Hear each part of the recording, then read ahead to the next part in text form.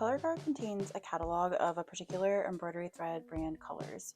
They're usually grouped into color families and organized by color code. This particular color card is for DMC stranded embroidery floss. DMC has over 500 colors and is widely available in a lot of craft stores. DMC carries a printed thread card and a threaded color card.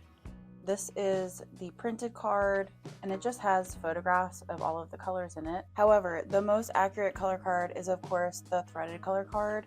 It's a little bit more expensive, but it is worth the extra money because it's overall a lot more accurate of a representation of all the colors. Before we get started, I wanted to share with you that my new book, Embroidery for Dummies, is available for pre-order and will be out in July of 2026. This book is a great resource for beginners and seasoned stitchers alike.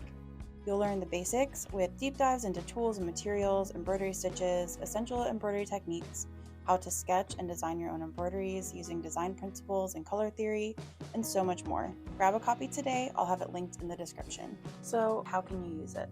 The first way you can use it is by organizing your thread colors. With so many different thread colors, it can be overwhelming to find them in your thread box.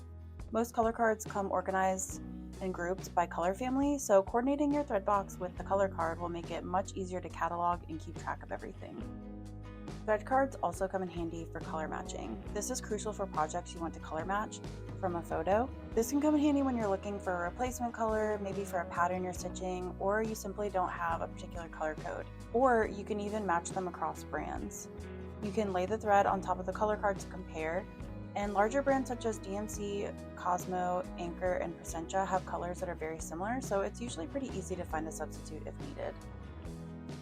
I love this handy tool, and I hope that this video helped give you some applicable ideas for using it.